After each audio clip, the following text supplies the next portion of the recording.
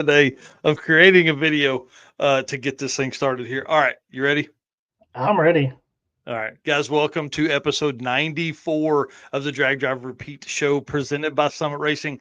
Y'all, tonight, I know I say it every week, but it's going to be a great show. We were just talking with Dustyn Caudle in the back before the show started. We've got the Miles of Mayhem hosts on to talk about like past and future stuff. They just opened registration on Saturday. So I'm excited to have them back on. This will be the second time they've been on. And then, man, we've just got a ton of stuff that's coming up. We got a lot of sick week type prep stuff in the JWire Solution segment. And we're on a WAF Racing random racer feature this week that is a banger. Dude has a cool truck and it goes fast and built it out of, extra parts. So you can't beat that. So, Mr. Eric White, please hit that intro video. All right, let's do it.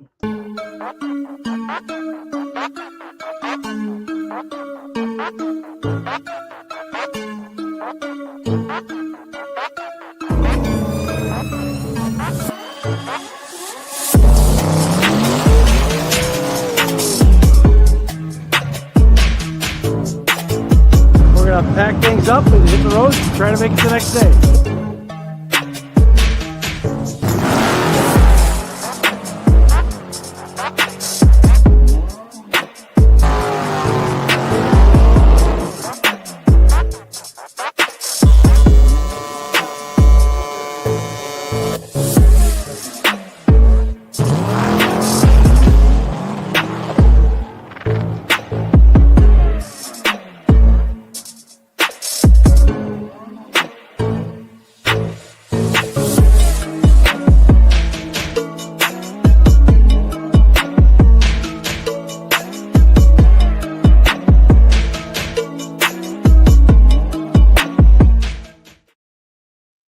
And one thing I noticed is that all of those videos in there are from Sick Week 2024. All of them are? All of them. Dude, that's what we had to do because it was the only event. Think about this. That was the only event when we kicked off the 24 season, but when we started doing the Drag Drive Repeat show 2024, dude, that was the only event that had happened. So there's only content we really probably had from the year anyway. So we're going to rebuild the intro video. We got some extra sponsors to add to it and all that kind of cool stuff. So, all right, guys, my name is Mike Narks. I am the host of the Drag Drive Repeat show and the Drag Drive Repeat News, which happens on Saturdays, 3 hours live for you weekly, right here, talking about drag and drive content and coverage and news and entertainment, stats and stories. It's all of it. We give it all to him right here. My right hand man, my co-host, Mr. Eric White. Introduce yourself. Tell him what you got going on. I am Eric White, co-host of the show and the news. Right-hand man, anything that needs to be done here, drag, drive, repeat, the circuit, anything like that, photos, artwork, putting together intro videos, whatever needs to be done, and helping out with other events artwork too as those become available. Yeah, I'm excited about that. You're working on some stuff right now for one of them as a potential. I think they're getting some bids, man. It seems weird to be doing that. The community is growing so much that it's man, I don't know. We're already over 30 events for 2025. I'm really excited, and I want to give a big shout out. If you guys didn't know, we hired an assistant last year. Joe has been absolutely killing it, dude. He messaged me today and was like, "Hey, I'm working my ass off over here doing all this stuff and you're not posting it. So, guys, you're about to get overloaded. My goal for tomorrow and Friday is I'm probably going to put out 2 or 3 articles a day on Drag Drive Repeat for the daily dose. And I hope you enjoy those. That's something that we've been talking about doing for a long time. And he's been rocking it, getting that stuff ready for me. And then I just put, my Michael Nark spin on it. And man, listen, it's been awesome. So shout out to Joe. I'm excited about what this means for 2025. And guys, race car friends, bud. That's what we need. That's what it takes. It's what it takes to do all of this. And race car friends are where it's at. And y'all, we appreciate you guys. And there's something special coming. We're going to talk about it here in just a minute for all of our race car friends.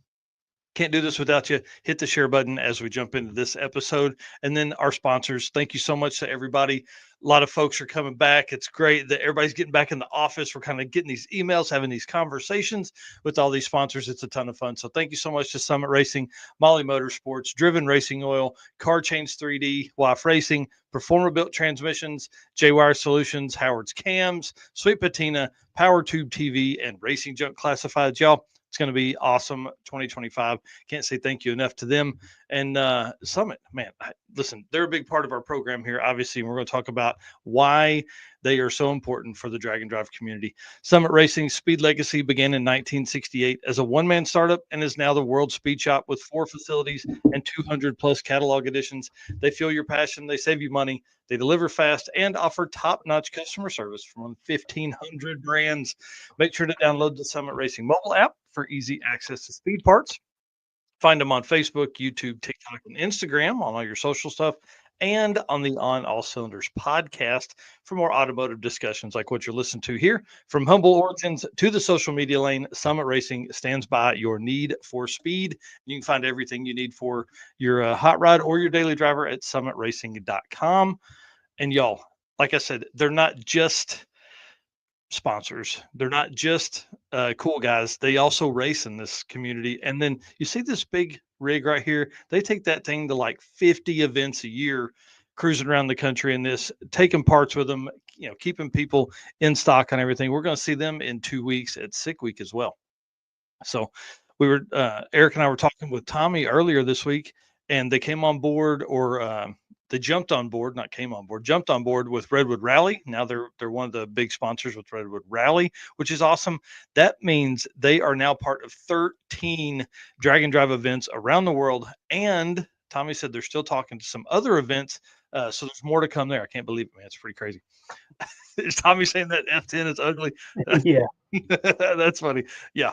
Well, hey, at least it's all one color. You know what I mean? That's Yeah. it helps. But one thing that's really cool, if they're not going to be at your drag and drive event, then they set up a dedicated phone line and group of techs to handle your inbound calls. So then they can like order all the they can get all the stuff to the next track. They may even have it on the at the closest summit to you there. So pretty cool, man. I really appreciate them and all the stuff they do for us. Absolutely. And obviously they carry Drag Drive Repeat merch, which is really cool. So, yep, grab your hoodie. It's going to be chilly. Couple nights there at Sick Week. Grab your hoodie now. Don't wait till you get down there. Or if you're on your way down, do like I did, last year before, and just swing right through the Georgia facility, the warehouse, and pick it up right there in the warehouse. So it's pretty cool to be able to do that as well. All right. Absolutely. Let's talk about some drag drive repeat updates. I talked in the intro, big shout out to Joe about all of the stuff that's coming to the page because of the hard work that he's been doing. And then also, this is exciting. Y'all know we don't have a ton of merch. That's going to change. We're investing in merch this year. I'm excited about having some of this. This is something we've been talking about for a long time. This design is going to be freaking over the top. And it should hopefully, for the folks that are watching this live, drop on Friday the 10th. That's what we're kind of hoping the design work will. If not the 10th, maybe the 13th. But somewhere in there, we're going to have this brand new exclusive design. If you want to see it early before anybody else can see it and get your grubby paws on a pre-order, jump in now. Get on the website. I'll share the link right now to jump on the newsletter and read a little bit about more what all you get. It's like a whole swag pack. We're going to put together a bunch of stickers and all that kind of stuff. So it's going to be in the comments for all the folks that are watching on YouTube, and then Facebook is popping up now. So you guys should be seeing that any second here. So that's exciting to have that, man. I'm pumped about this design. We've talked about it for a long time. This is really, really cool. Yeah. We saw some first revisions of it, and it's looking pretty awesome. I'm excited. Yep. All right. Let's talk about the circuit 2025. The road trip group continues to grow. We're getting like new people every day. I know that's kind of a new thing for a lot of drag and drives, but it's like the Sick Ward and like Road Week for Rocky Mountain. So we're seeing that grow every day. Our first featured car for that, this goes up tonight after the show, is Miss Abby Paget. Now, you guys will recognize that name from Chris Paget, one of our sponsors for the circuit, but also the driver of that super badass Tri 5 wagon. I think it's 55 or 6 wagon. I can't remember off the top of my head, but these are going to be special road trip um, artwork that we're going to be putting out. So we will be emailing folks asking for photos of the cars they're bringing. And if they're not bringing a cool car, hey, we're going to put that in there anyways. We're going to talk about it. You know what I mean? Because that's part of what the road trip is. It doesn't have to be a cool car. But what I did want to tell folks, I know we are sold out for racing spots. This is going to be another way for you to get early entry into the circuit 2026. So if you missed your spot this year, if you haven't jumped on the wait list, you're way behind. Okay. The wait list is growing daily. I'm going to get 2 or 3 entries a day on that. This is another way for you to jump in because the folks that do the road trip 2025 will have early access and a discounted ticket for the circuit racing 2026. So again, we're taking care of folks that take care of us. And if you signed up for this and maybe you don't get to race this year, next year you can almost guarantee yourself a spot that way. So my goal is to just continue to offer the best regional drag and drive event that is out there, bar none. Nobody else can touch us. And I think this is a great way to shake down your car, like maybe you just want to be part of the cool kids group. That's a great way to do it. So I'm excited about the road trip. We're working through all the cool stuff that they're going to get. It's going to have special decals for the windows, all that kind of stuff. So, all right. I like that. Maybe we should have called that instead of the road trip. We should have called it the Cool Kids Club. That was one thing somebody did say. Somebody did say cool kids club. All right. Well, man, lead us into the driven racing goal stuff. I've been talking nonstop for 11 minutes. Do you want to hit this last one though? I think that's a big one. Oh, dude. Yes. Hang on. Let me back up to the circuit here. Why don't you tell us about this? So Kyle Loftus and 1320 posted about asking what events they should attend in, I don't remember what the time frame was. Was it January to April? I think something like that. And all of our race car friends jumped in there and said, come to the circuit.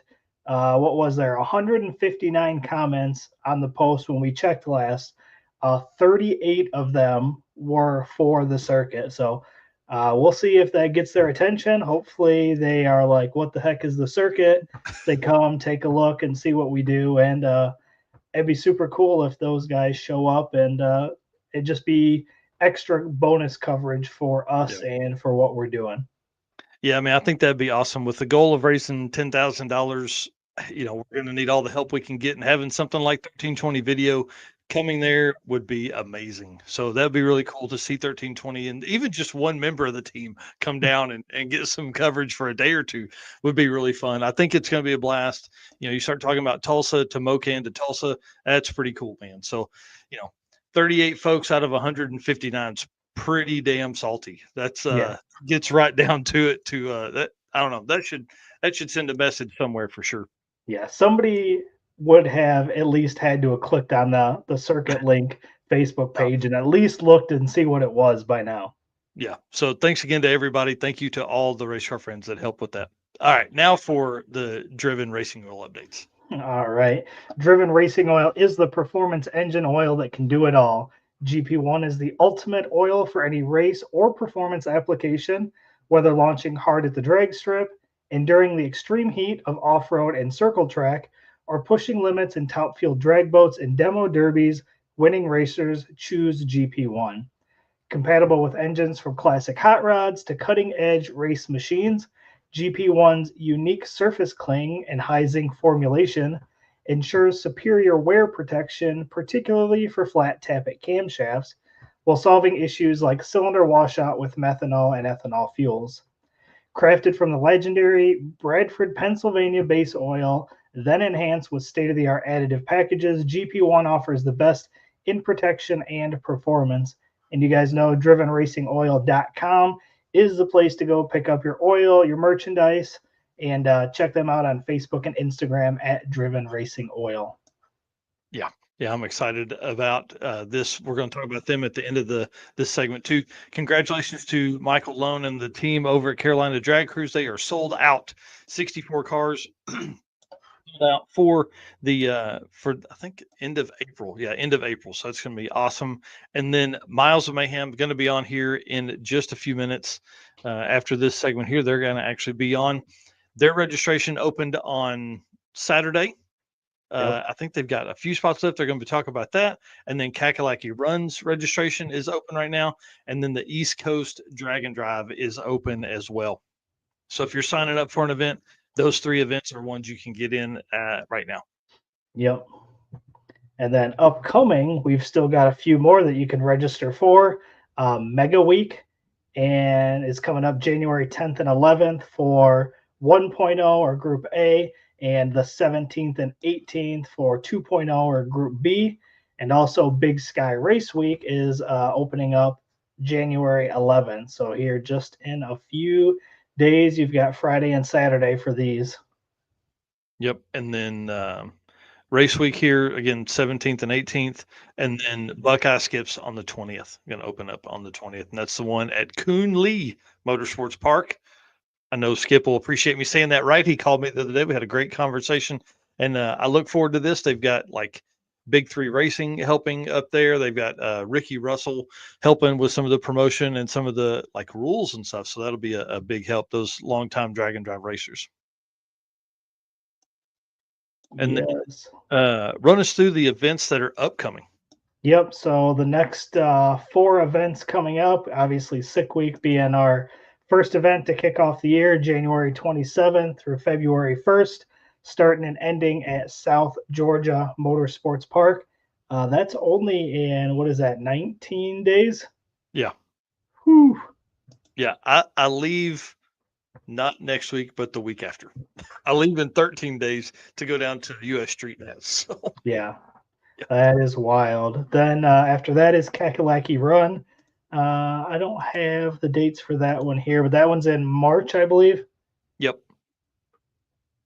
So Yeah, into March on that one. I didn't put those in there. Sorry about that, dude. But people can go to dragdriverepeat.com/event list and see that. Absolutely. And obviously the circuit, we know the dates on that, April 3rd through April 6th. Man, less than, what is that? Less than, Oh, dude. Yeah, forgot less what than 90 days. I would say, I think we're in the 80s last time we talked. Yeah, I think Friday is 83 days based Okay. on the artwork you'd done for us for this coming up, because I think I scheduled it yesterday. One event that I did not put on there is Central Georgia Battle of the Streets. That is March 8th. Okay. Yep. Yeah. So that's exciting, man. A lot of upcoming events, a lot of cool stuff that's happening. Yeah. It's kind of wild to think that we're already, I mean, literally it's January 8th and we're already talking about the next 4 events coming up. It's literally no off season, at least for us anyways. Right. And then Casey says, what events are you guys going to? We're going to post up the schedules here pretty soon.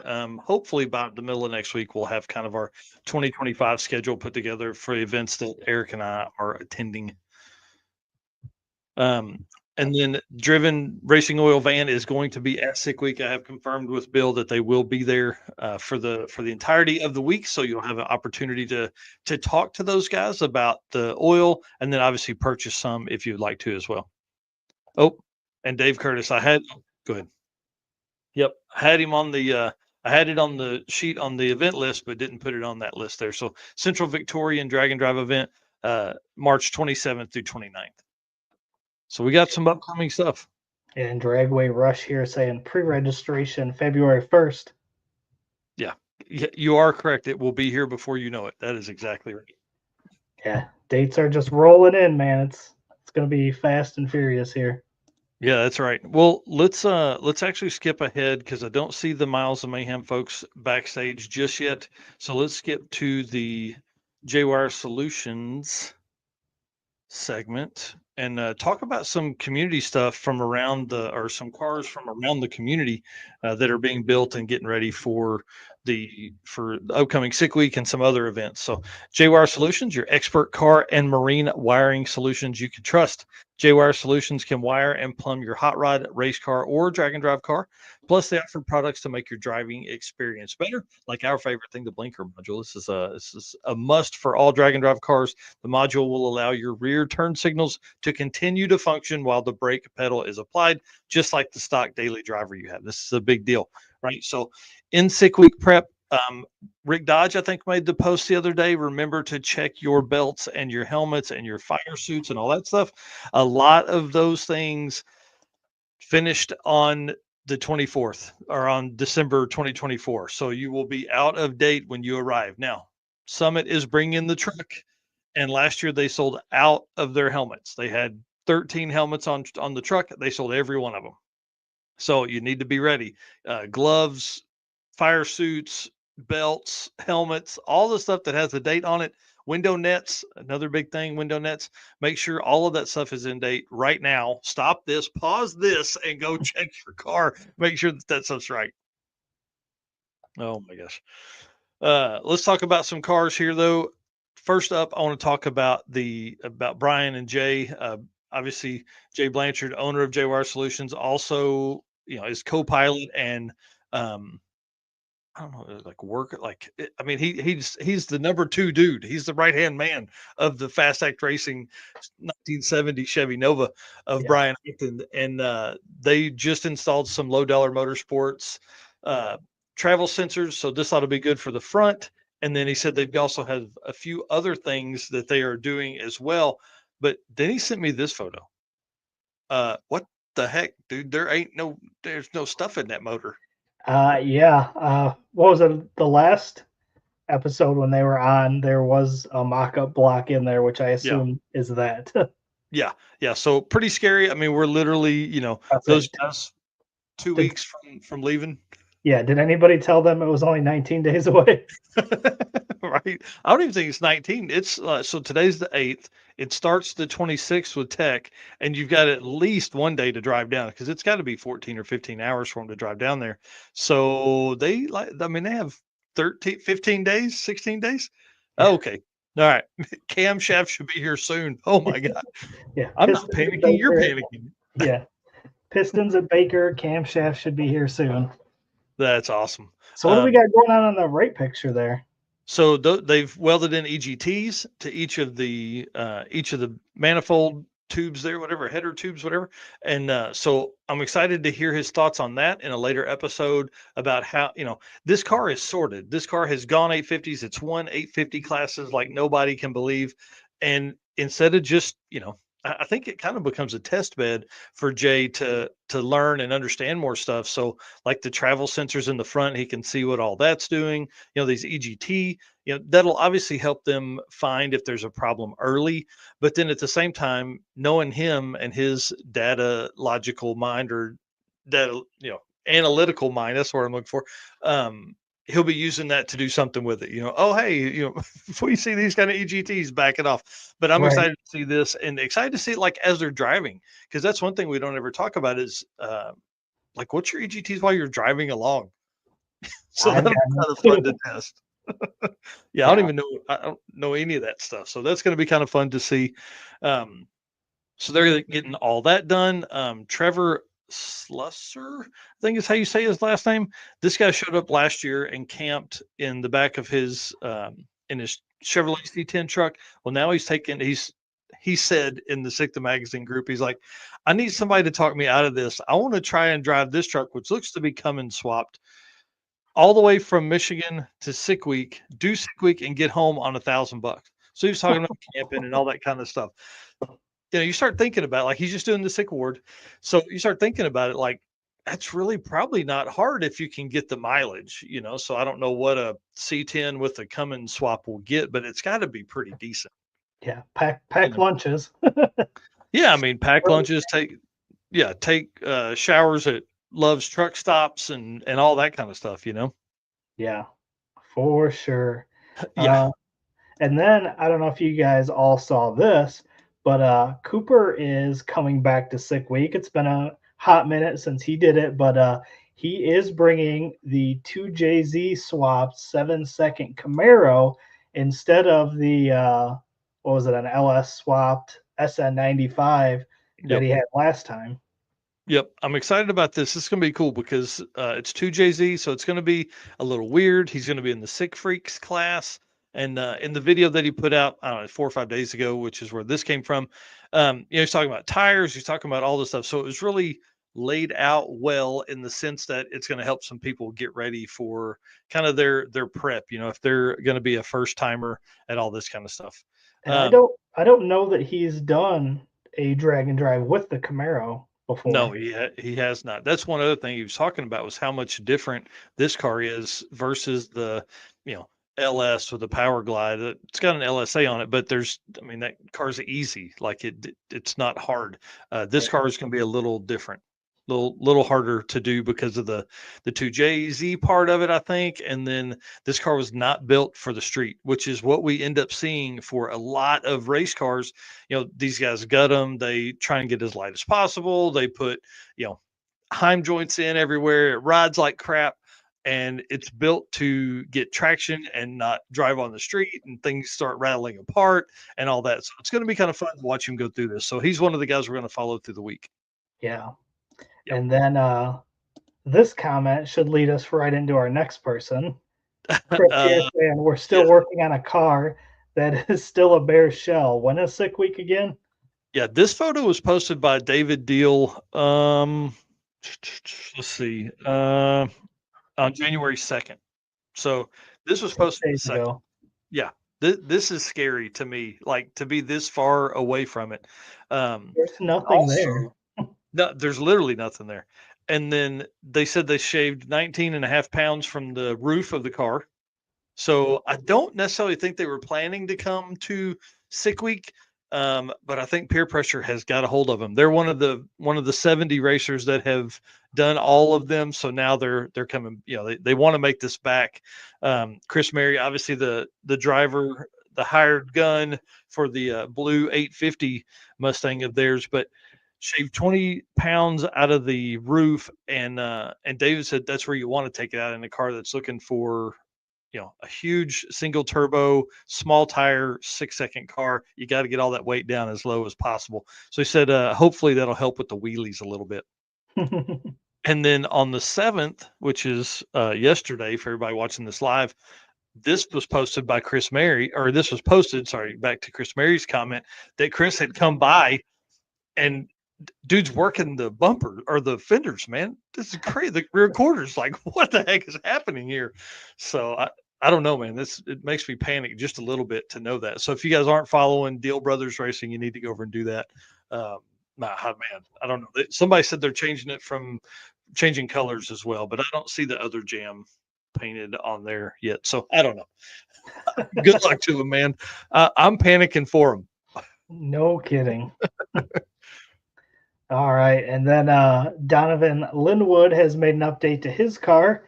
He kept cutting and ended up adding torque boxes, saying, we decided to go a little further than I expected to because everyone told me since I was that far, I was dumb not to do at least upper torque boxes.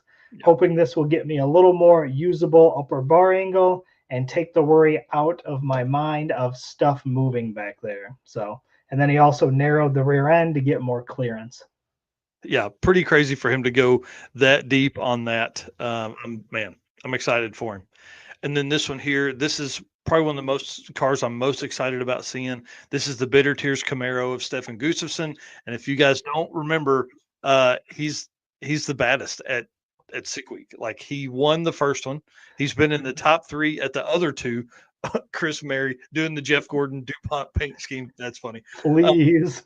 Yeah, this Bitter Tears Camaro is going to be badass. It's super lightweight, built to go fast, and this car is going to be very, very, very, very fast, very fast to say the least. So it's at Customs by Biggins right now, and they'll have no street miles on it when it arrives at Sick Week.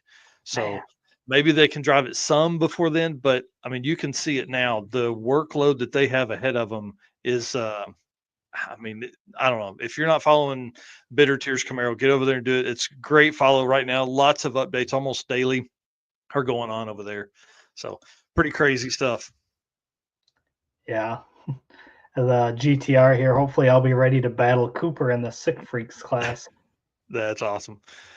Let me jump back here just real quick. That is our J Wire Solutions segment. Did want to give a shout out to Jay. We'll work on if everybody can see that lower part there on the bar there, it's supposed to say J Wire where it's black. That shows up better in the non-background part. Yes. Once you put the background in here on StreamYard, it just blacks that thing right out. So I'll get that fixed tonight when I get inside, but I just noticed it today. So shout out to him. Thanks again, Jay. Appreciate it. We'll see you soon. All righty. Well, it looks like we've got the Miles of Mayhem folks here. So let's move my notes back up there and talk to them for the next few minutes. I want to, obviously, this is an event that's on our list. I keep saying I want to go every year. This is one that I want to do. This is definitely top of mind for us. And this will be part of the Molly segment here. I'll go ahead and read this one if you're all right with it. Yep. Attention high performance enthusiasts and racers, meet the Molly Motorsport Power Pack Kit, your ultimate solution for power packed performance. The Power Pack pistons are made from either 4032 aluminum alloy to allow for tighter cylinder to wall clearances and improved temperature stability, or 2618 alloy to allow for increased detonation resistance. What sets Molly apart? Forged pistons, graphol coating, and phosphate treatment for peak performance and durability. Elevate your ride with Molly Motorsport, where performance meets precision. Visit mollymotorsport.com for more details. And for all the folks that are listening to this, Molly is spelled Mahle. Well, again, on this segment, we have the Miles of Mayhem team. 2025 is going to be their 5th year. Registration opened on Saturday, January 4th. We're going to find out if there's any spots remaining. And then I want to talk about some of the folks that are on the top 50 list and all that. So let's bring them in now. Dustyn and Josie, how are you guys? Hey, we're doing good. Let me turn you up just a little bit here real quick. All right. Well, introduce yourselves. Tell us why you started Miles of Mayhem. Why we start Miles of Mayhem? COVID. Then we needed it. I needed a Dragon Drive, so it was time. It was time. That is. See a lot of your folks in here. So I want to talk about registration. I wanted to ask: are there a few spots available? Is there any way people can get in, or do they need to jump on the wait list? It's looking like there's always guys selling them on the Hang on. I think the mic is maybe spun just a little bit. Oh. There we go. There we go. There we go. Yeah, now we're good. Oh, okay. Perfect. Oh. Yeah, that should be better. Yeah, perfect. Yeah. So, are there spots available?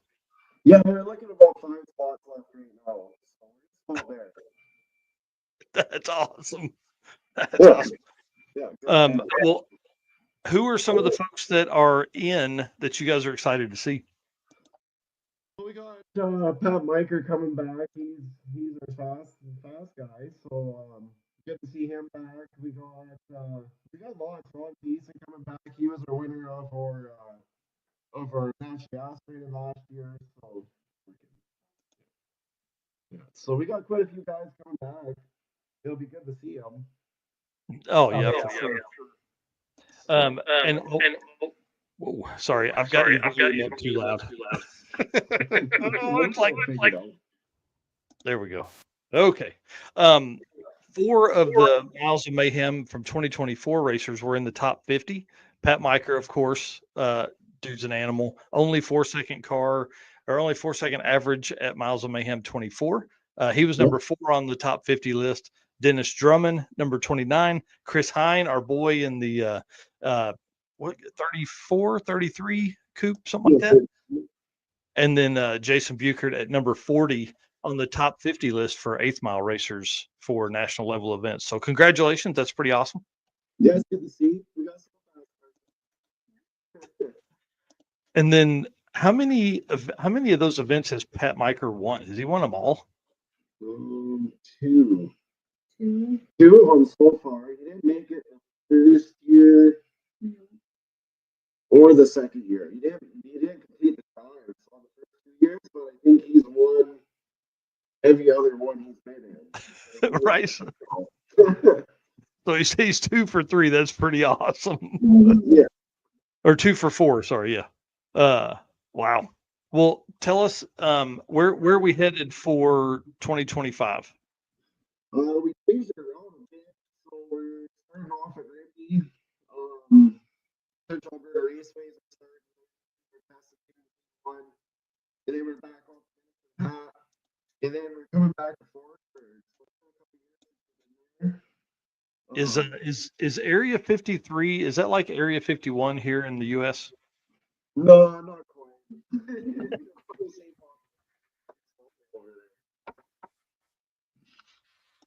But so no, going back to Forestburg, we're excited about, and Man, the microphone is just not picking up. No. Okay. We can try another thing here. Sorry. No, is that better now? Yeah, that's better. Perfect. Okay, perfect. Yeah, so let's run back through those tracks. What's that? Sorry.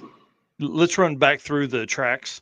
Oh, okay, yeah, no. So we're starting off at Rimbey at the Central Alberta Raceways for a test and tune day one, and then we'll hit the road. It's a bit of a drive to Medicine Hat. We'll from Medicine Hat we go to Forestburg, so it's good to be back at Area 53. Then back to Rad Torque and Rimbey again. So. And then you guys have been there. 3 of these tracks, I think, are kind of normal for your loop. But are there some new tracks? Is Forestburg new for you? Yeah, we've been to Forestburg the first 2 years. We did Miles of Mayhem. So we switched out Forestburg with SIR. That's right. This year. It's a little less driving, so just try and change it up. I'm sure people won't hate that.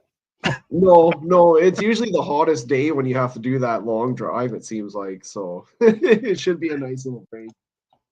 Right. Dragway Rush here saying Dragon Drive's really growing lately in Canada. Yeah, I think you guys are up to 5 events now up there, man. It's awesome. Is it 5 now? I know 3 for sure. Yep. So you've got East Coast Dragon Drive, which is a new weekend event. You got Dragway Rush, which is further west a little bit, kind of in that little dip there. And then another regional event. And then you've got you guys, of course. There's a new one called Home Quarter, and then there's the BC Dragon Challenge. Yeah, so pretty awesome. Good to see it growing. Yeah. And the crazy thing is people don't understand how big Canada is, but now there's like events in all the regions almost, man. It's pretty amazing to see. Yeah, no, it's good to see it grow, and it's exactly what the sport needed. Yeah, and you guys have going into your 5th year, man. We need to have you on for a long episode and like just let you talk about what you've learned. Oh, you learn a lot. Yeah, that's for sure. You definitely fly by the seat of your pants, it seems like, the whole week. You never know what the competitors or the drive's going to throw at you. So just pretty much buckle up and hold on. Yeah. Well, what are some of the route stops that you guys have planned for this year? We haven't quite got our route planned. We kind of, winter time and all that crap here. So we'll probably start driving, making our route. We do the route about 3 times before the event, just planning it and finding checkpoints. And it worked out pretty good last year. We had some car clubs help out and do some checkpoints for us. So that was a nice kind of break, and got the clubs involved. We got the towns more involved. So yeah, we are thinking of posting the route, kind of like what Sick Week does before the event. So we'll see how that goes. I think so. I think then we can get the towns more involved as we go through. Because it seems like when you drive through, all the towns are asking what's going on, and Yeah. they just can't really believe like all these cars coming through, little trailers, race cars, and yeah. Do you have a rough idea on what the mileage is going to be for the drives this year? It's looking like about 1,100 kilometers. Just Google mapping it. Gotcha. So a few That's cool. kilometers shorter. And so what's that in mileage? Like 850 or something like that? Yeah, we'd be just below Yeah. 900 miles roughly. Man, that's awesome. Your guys won't know what to do. No, they won't. You know, a little bit of a treat for them. We've had some guys asking us to do like a smaller, 2 or 3 day one. Mm-hmm.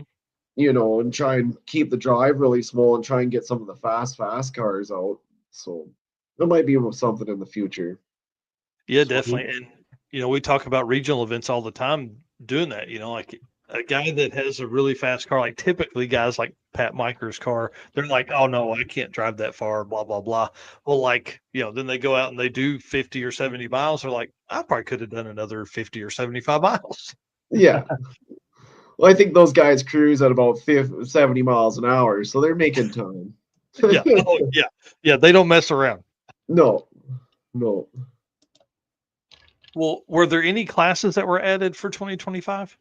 No, we didn't add any classes. We're going to stick with the 9. Yeah. We have talked about doing a junior street, which would be nice to add in.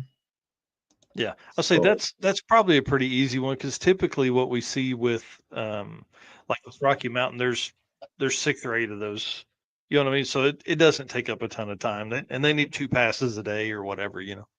Yeah, and we got to get the next generation involved and keep the sport going. So Yeah, I agree with that. That's for sure. Well, let's talk about some fun stuff.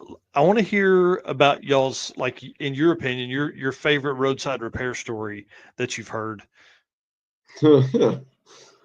Oh, one of my favorites is the guy breaking down and going to the dealership, and he bought like a 2-year-old Camaro to finish the event.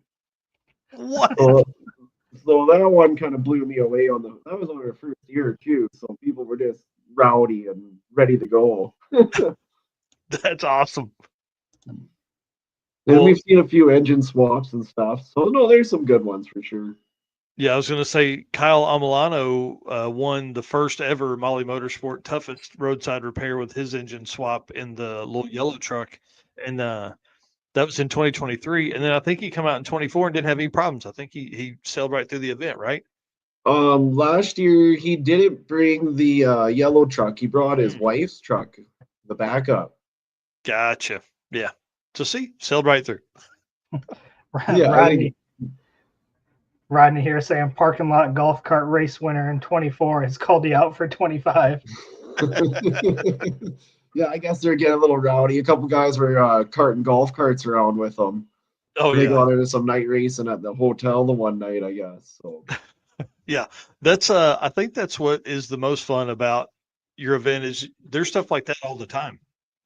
Yeah, the groupings at the hotels and stuff. It sucks. We miss a lot of it because we're in the motorhome at the track. So you just hear all the stories the next morning. That probably is the toughest part about being the promoter. You're the last to show up, or you're the last to leave, first to show up. You don't get to see any of the cool roadside stuff because you're trying to get to wherever the next spot is.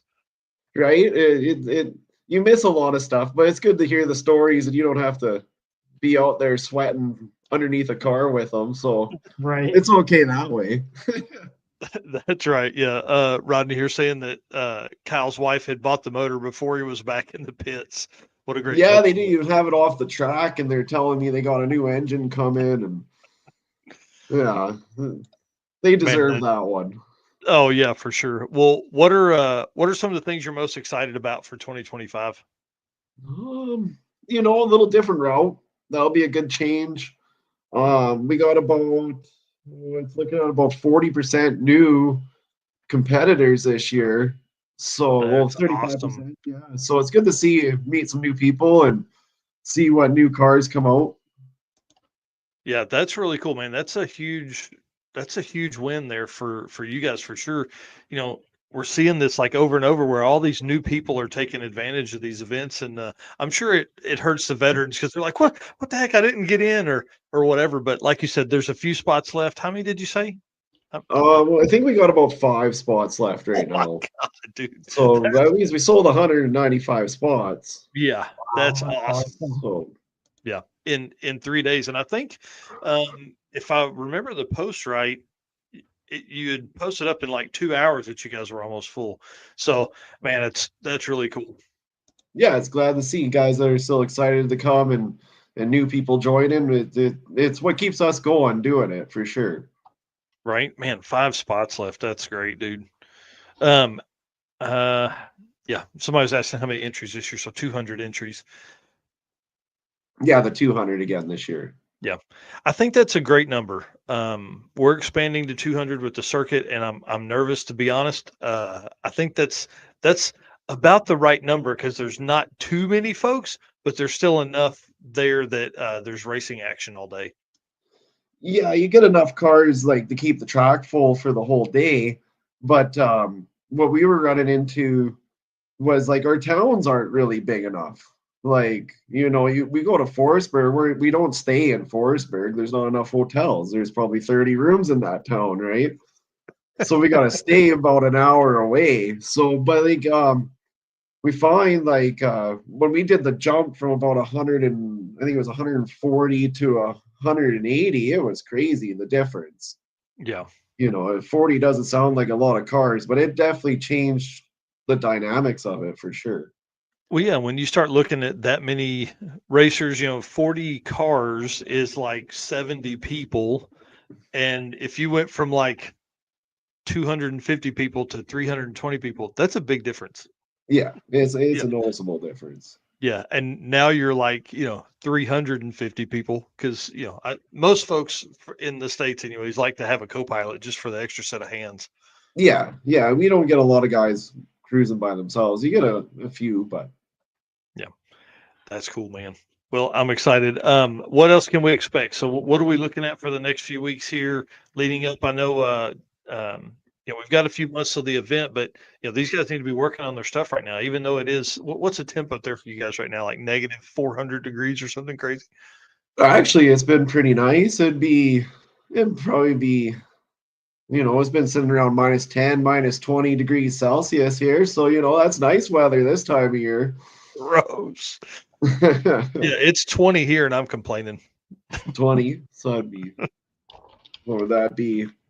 I mean, that's probably 6 or 8 degrees Celsius or Yeah. something like that crazy. Ugh. Yeah. Yeah, I don't know how folks live up there, but the good thing is when it's summertime up there, and you guys will see some warm temps during your event.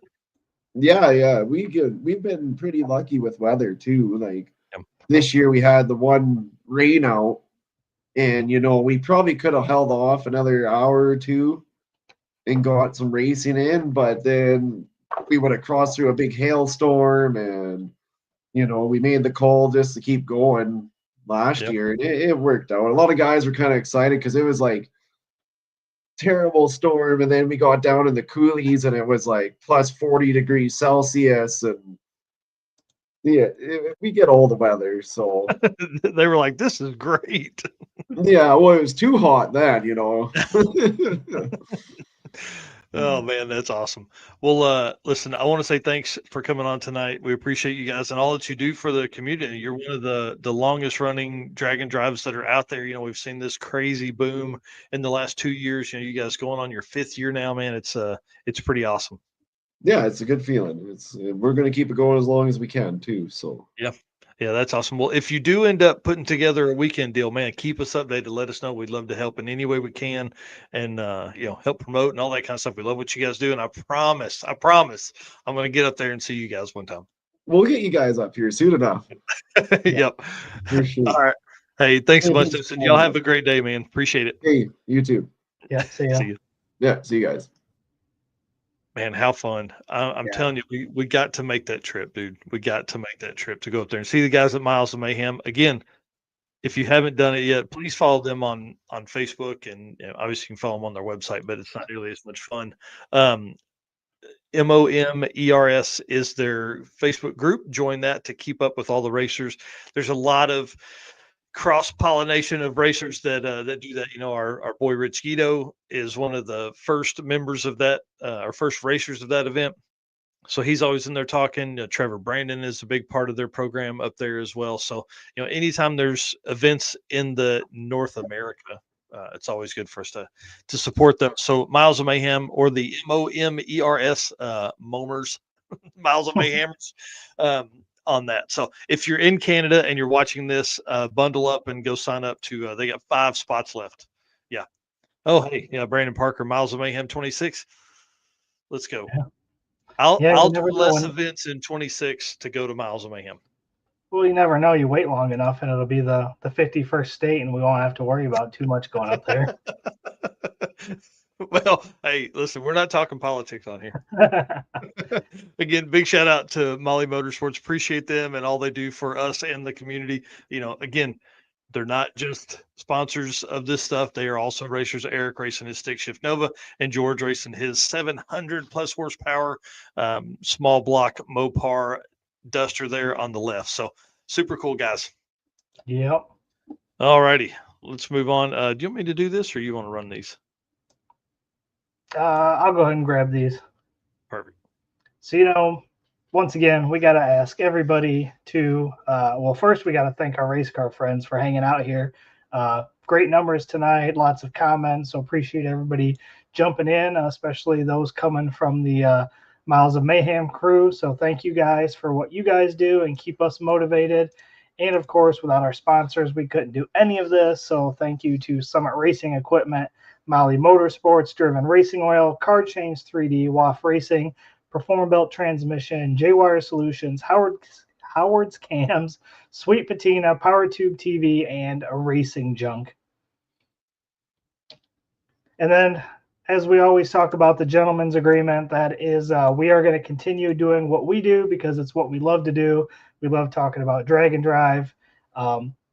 We ask for you guys to like, subscribe, follow, whatever it is that you're watching or listening. Make sure you do that. Share it out. Tell all your friends about the Drag Drive Repeat show. And then we can't guarantee you that we don't have a way to prove that you're going to do that. That's why it's a gentleman's agreement. So we're going to continue doing ours, and that's what we ask of you guys. Yeah, that's for sure. And then Power Tube TV, love this, man. They're awesome. Ray and I were having conversations earlier this week about all the stuff that's coming up, like Pinks 2.0, going to be on Power Tube TV very soon. So that's exciting. Rev up your engines with Power Tube TV, the ultimate destination for automotive entertainment. Stream for free on the web, Roku, mobile apps, and more. Catch replays of our show right here on this, and exclusive content from other creators featuring classics like Pinks, which is coming back, and Pastime, which is coming back for 2025. I'm excited about that, plus a ton of original shows, a lot of other content creators within this content creator development program that we're a part of. And so be part of something special. Talk to Ray and the team over at PowerTube TV at watchpttv.com. All right. Oh, yeah. Love those guys. And let's talk about some WAF racing stuff. If you guys, let's play the video, then we'll get into WAF racing. All right, I'll hit this video and then we'll jump in. Today we'd like to introduce you to our improved carburetor toolkit. Built off of our original, this one is a little larger footprint, a little thinner height, but offers a lot more storage than our original kit. After a year of using the original, a lot of things we loved about it, but we did see some opportunities for improvement, so here we are. So new one has a snapping lid. Open it up, it carries all the same tools, in addition to our idle adjusting screwdriver, whether using the original version or the Pro version, both fit in the case. Inside the case, tools are easy to access. They come out nice and easy. We have our new and improved combination wrench, which also has a feature for installing or holding jet extensions during a jet change. Our larger jet block holds 16 sets of main jets. Air bleed block holds 24 air bleeds. We've got 3 power valves, 6 squirters, a bunch of pump cams. We still hold metering block and fuel bowl gaskets, plus all the smaller gaskets.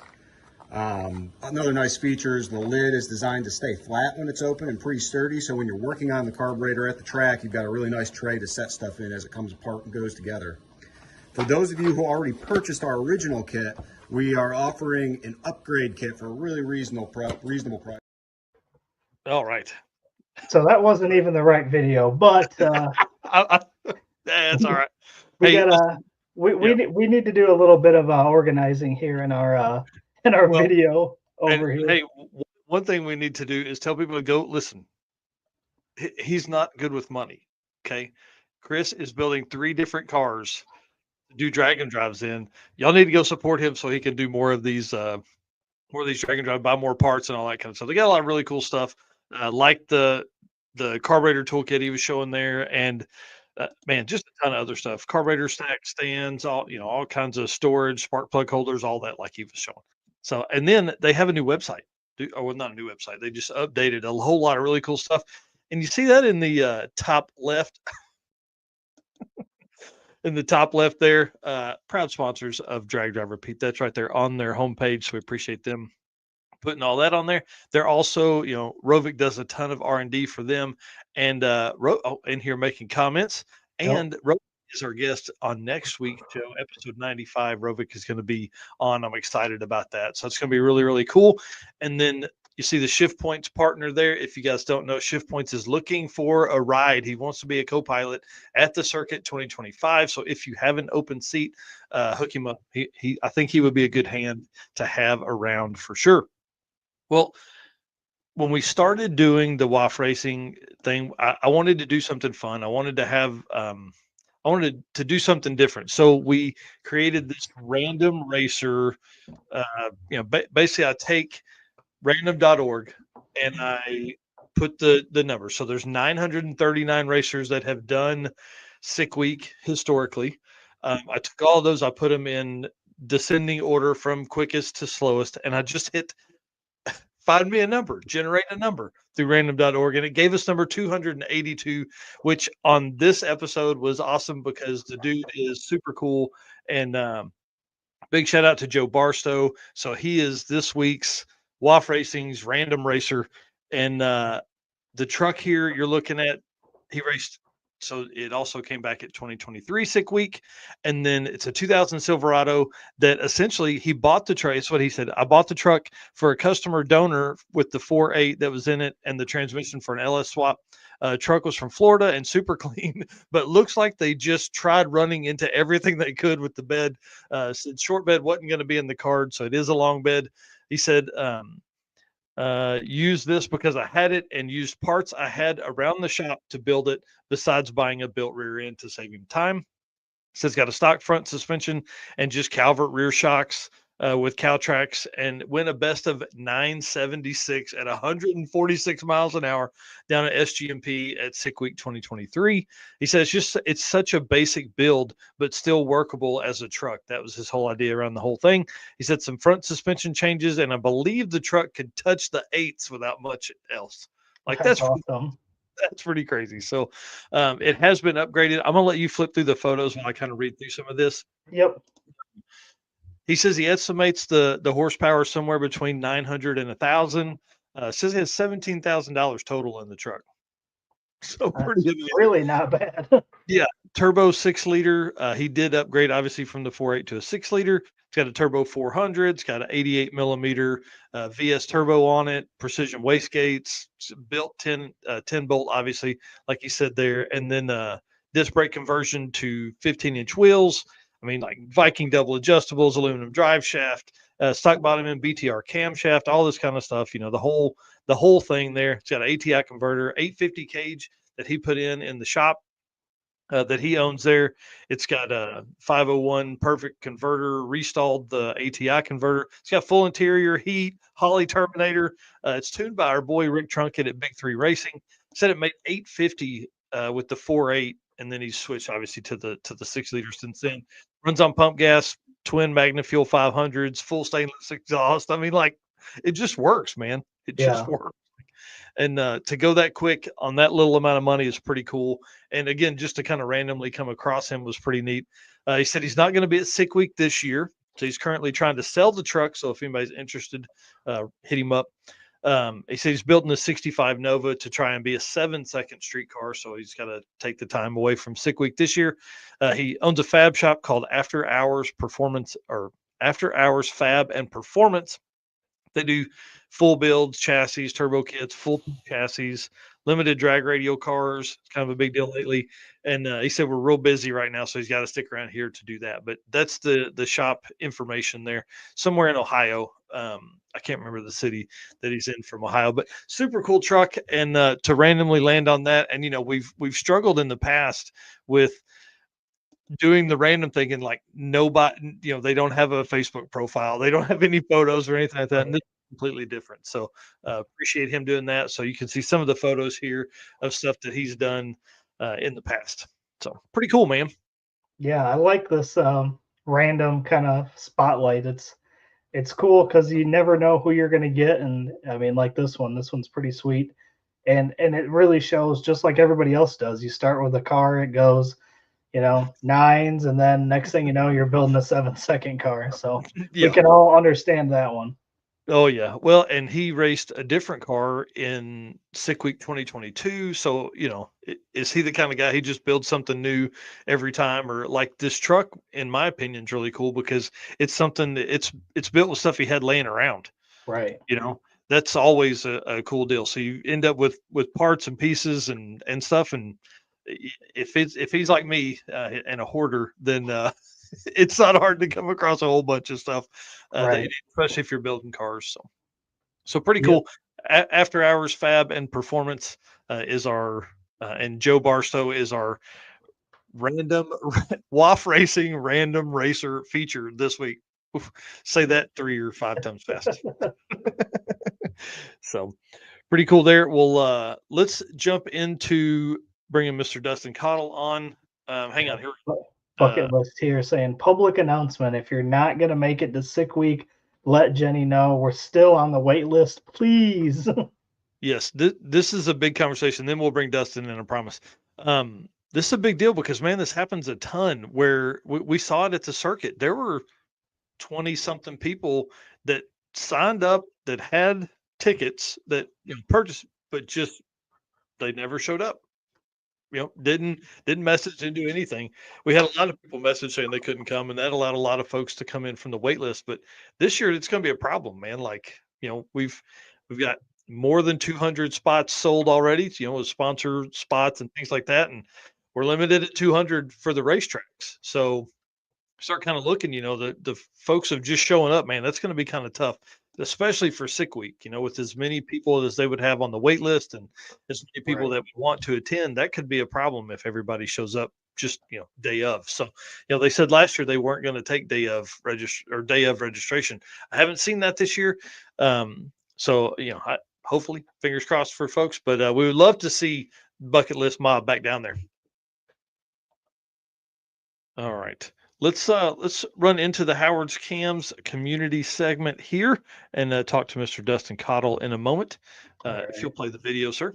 Yep, I'll hit the right one this time. Hello, ladies and gentlemen. Harris from the Monoxide Podcast. Real quick, Howard's Cams was founded as a racing cam manufacturer almost 80 years ago when Howard Johansson created Howard's Power and Racing Equipment in 1945.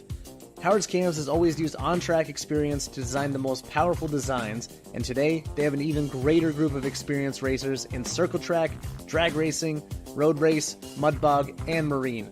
They use all this input plus the most advanced computer software to design the most competitive race-winning products.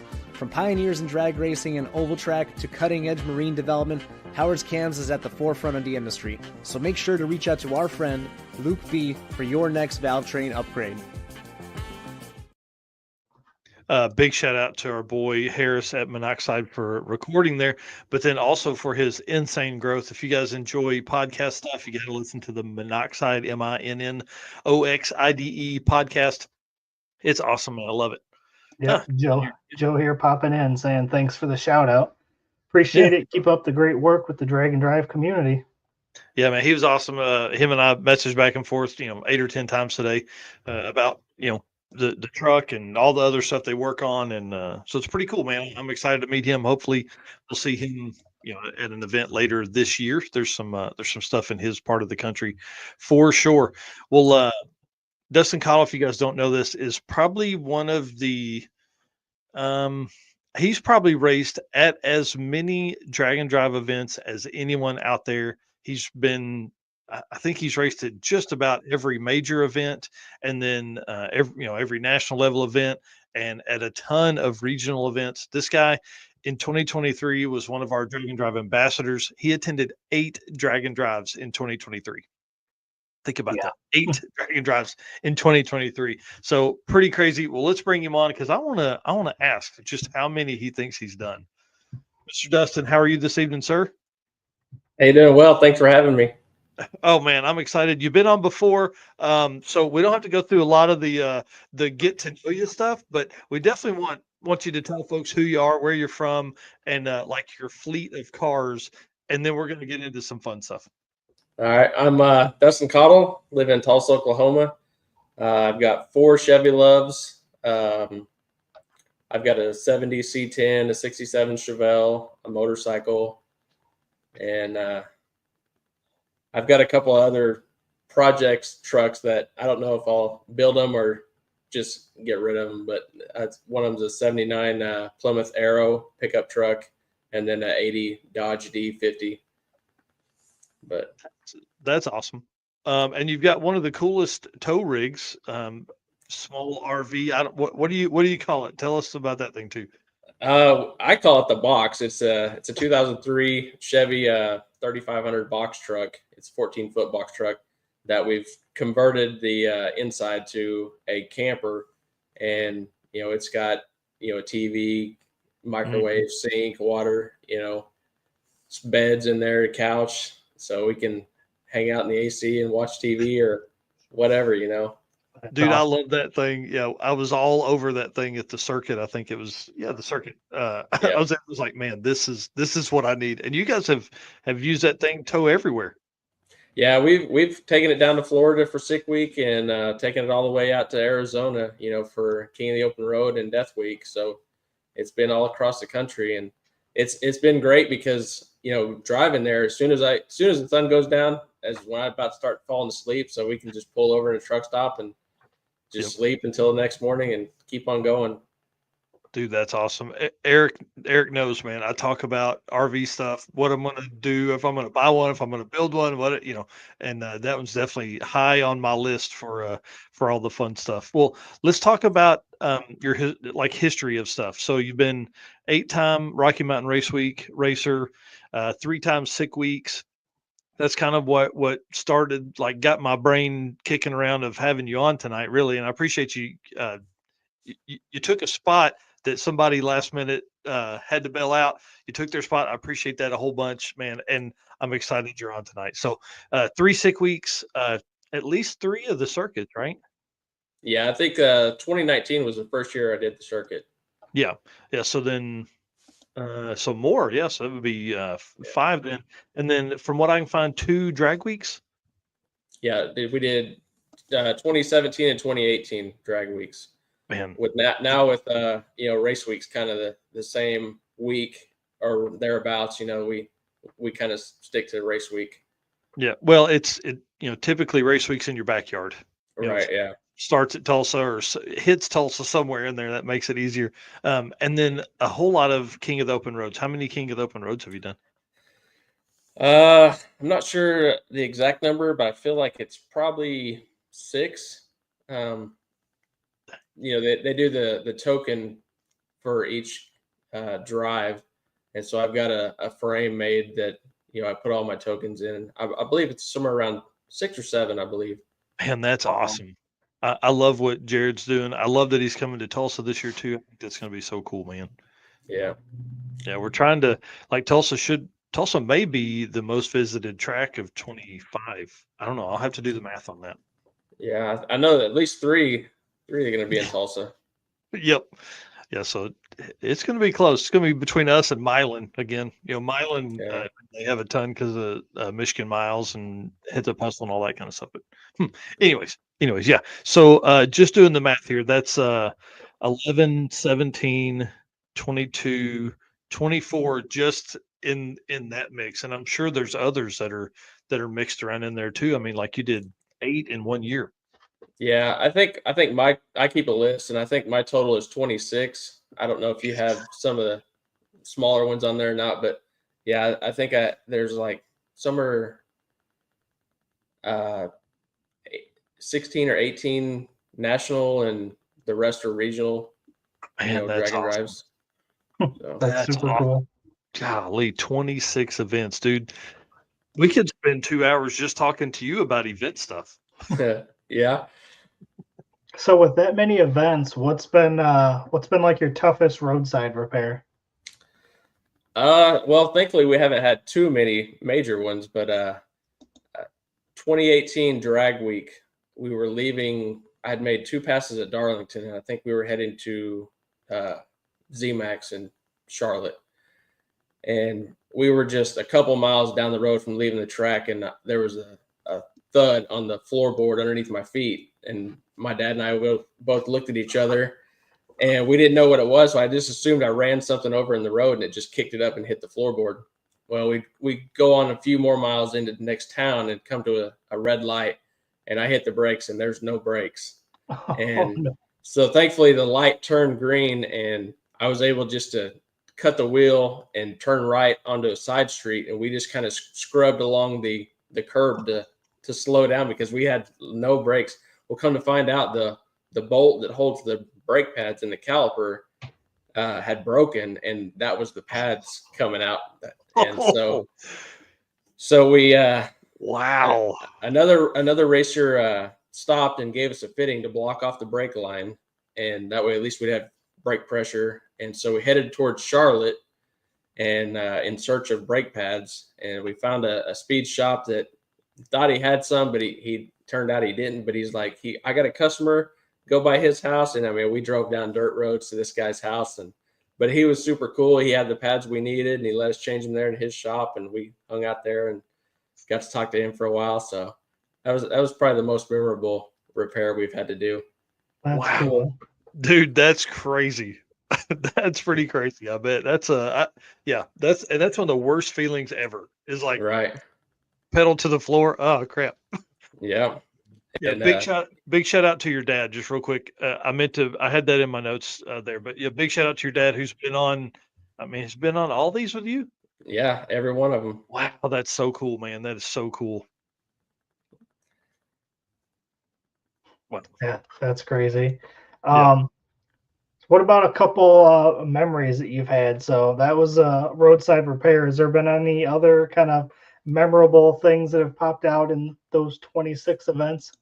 2022 on race week, I was in the 10-0 class, and each time we go to an event, I never have the intention of going there to win the class. That's just not me. It's like I want to go there, do as well as I can, have fun, and wherever we finish, we finish. And from the get-go in the 10-0 class, we were leading and we led the whole week and won the class. And it's just one of those things that, I never expected to win, a class. And it's just made me realize, if you do it long enough, you can earn that, so that's been pretty cool. You got a chance there. That's pretty awesome. And then the route for Death Week, that was, I think, one of the most epic routes that we've had. I mean, it was a 9-day event, but still, we covered so many miles and so many different types of terrain. That was a pretty cool moment. Yeah. This shot here, wow. Yeah. The truck, obviously, I mean, super cool, but like seeing it against this backdrop is pretty amazing. The bucket list mob here saying, how much vacation time do you have? Geez, 26 events. Yeah, luckily I've been at my job for going on 17 years, so I've got 4 weeks of vacation, and they're pretty lenient with me and let me kind of stretch it as I need to. So I'm pretty appreciative of that. That's awesome. Yeah, Aaron Roberts says left that gear vendor on to win. That's right. I kind of even forgot about that. That was I did that by mistake. Normally, whenever I got to the track, I'd always turn my gear bender off, and I had just forgotten to turn it off, and it slowed it down just to the number I needed, and so I ran the rest of the week like that, and it worked out. That's awesome. And for folks that don't know, that don't follow Rocky Mountain a whole lot, listen, the 10.0 index is one of the most competitive index classes that they have. It's wild and very, very tight. I wanted to show these pictures here side by side because a lot of folks confuse these for the same truck, but they're not. They're different trucks. Yeah, the one on the right side, that's the truck I call unlovable. That's the one I started with. We raced it through 2021, I think, from 17 to 21. And then I built the other truck, which I call unloved, and it's a turbo 5.3 LS deal. And we've just been going with that one since 2021. And I kind of feel bad because unlovable has just been sitting in storage, and I need to get it out and drive it some. Now, in the first shot I was showing there, this is I can't remember what year the circuit was. I think this was 22 maybe or something like that. Yeah, I think you're right. Yeah, and your dad alternated between you and your brother. Your brother driving the small block truck, the one on the left there, and you driving the unloved truck. So pretty cool, man. It's pretty neat to have all of those at the same time. So that's really worked out to have a lot of really cool photos of those together throughout the years. Yeah. There's not many photos of them together, but I got to line up against my brother and get a cool picture of them on the starting line together. So that was pretty neat. So what kind of ETs does the unlovable truck run? The quickest it's been is 1072. It's just got a 671 supercharger on it with Vitec fuel injection, which I've kind of been. It worked well for the Vitec fuel injection. Worked well for a long time, but it's kind of gotten where it's been real finicky, and so that's one of the reasons why I haven't really driven it a lot lately. Is just because I haven't had the time to or the want to mess with it, because the other truck's been working so well that I don't know if I want to put a set of carburetors on it or try some other type of fuel injection. But interesting. Huh. Yeah. And again, when you have a truck that's as successful as the unloved truck, like, man, it's hard to go into the one that would be giving you fits. Yeah. The other truck, I mean, I've always said I just want to drive it on the street and take it to car shows and stuff like that, but I haven't made it work yet. So well, you can get in this one and drive it anywhere too. You know what exactly. I mean? Yeah. That's the other struggle. So yeah, it's a lot of really cool adventures. I'm jealous you get to do it with your dad, man. That's really, really cool. And your dad's one of the coolest folks that we've ever met. He's awesome, and to get in there and do all this with you is pretty neat. Yeah, it's pretty special to have him there. Like I say before, he's got his notebook and he keeps down all the money we spend, all the stats, miles. So it's pretty special to have him with me. That's awesome. You said you got two other trucks besides those two as well? Yeah, I've got two other Chevy Loves. One of them, they're both stock, other than one of them I pulled the 4-speed manual transmission out, put a 5-speed in it just for cruising. But that one I drive occasionally, and the other one, it runs, but it's not drivable. So it's kind of more a parts truck or a project truck down the road. So, Gotcha. So what you're saying is you have a type. Yeah. Small trucks trucks in general seem to be the type, but. Right. Well, I want to talk about your Rocky Mountain Race Week kind of experiences, because racing there 8 times. I mean, you're in the top echelon of racers for count for sure. There's like just a handful of you guys that have raced that many. But one thing I found pretty interesting, you've raced in 14.0, 12.0, 11.0, 10.0, 9.0 indexes, and Ultimate Radio, I think is what he calls it. So what do you I don't know how I want to ask this, but like, picking the index classes, to me, I like that stuff because it's so hard to race in that. You're going to make more passes, you're going to do all that kind of stuff. But what drives you to race in those classes? I think the main thing is just it doesn't matter what vehicle you have, you're going to fit in somewhere, with an index class. And like we had, I don't remember what year it was, but the truck was only running about a 12-second. And a week before Rocky Mountain Race Week, driving to Tulsa Raceway Park just for a test and tune, one last test, it threw a rod going down the highway. And so we just threw a stock 350 in it just so we could make the race. And I want to say it ran like 15s. And so but we could jump in the 14.0 class and still at least be there to compete. But, and I kind of get, you made the point about having to make a lot more passes with an index class. And sometimes I get kind of burned out on that. So that's why I'll jump to a different class where, we can just run the truck all out and hit the road if we want to. Whereas if you're doing well in the index, you kind of got to be there the whole time and late nights and whatnot. Well, and that's one thing about Rocky Mountain stuff too, is like, that is the struggle. Like you may be leading the class, but it may be by 0.01 on an average, and somebody can knock it out in a second, Yeah, you can go from hero to zero really quick in an index class. Yep. Well, I see Lance Walker in here making comments. So let's just go ahead and talk about the elephant in the room. I would love, and this was brought to my attention by Red Hat Scotty and Jonathan Sonecipher and those guys. And you know how bad of peer pressure and bad influence they are. So they are suggesting that maybe you and Lance run the inaugural first race at the circuit, which for everybody that doesn't know, that's a big deal in our world. We gamble on that. We raise donations for the charity of the year, all this kind of stuff. There's a lot of trash talk around that. So I want to pit this to you. Would you want to race Lance off the trailer first pass down the track at the circuit 2025? I'd be honored to.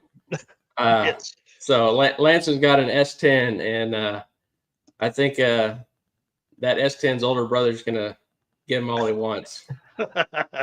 Yes, that's awesome. Well, dude, I appreciate that. I'm excited about that. And for folks that don't know, this is a big deal. Like last year we had Red Hat Scotty and Keaton Maxon race, and man, those dudes know how to trash talk big time. Lance was at a private testing a couple weeks ago. That truck does wheelies. Your truck does wheelies. This should be, and the ETs are going to be real close. I feel like they'll be real close anyway. So be a great race. Yeah, as far as right now, he and I we're running about the same time. So yeah, and I know he's made some upgrades to his truck, so that'll make a big difference too. Yeah, well, if y'all end up at the same test and tune at Tulsa, I need to know. We need to all right. We need to see some of this early on stuff. So are you doing Mega Week? I am, yeah. Oh man. So we're gonna sign up for the A group. And like I said, my he's already got hotels booked and everything. So as soon as registration opens, we'll be signing up for it. And they just, they're going to have the tailgate class this year. So I'm going to sign up for that. And the tailgate class is kind of like the dial your own, where your first time slip you turn in, that's your ET you're trying to hit for the rest of the week to make it fair for all the tailgate participants. Oh, I don't guess I read that. That's awesome. Huh. I like that idea. I didn't even think about that for the tailgate stuff. I guess I didn't read that close enough.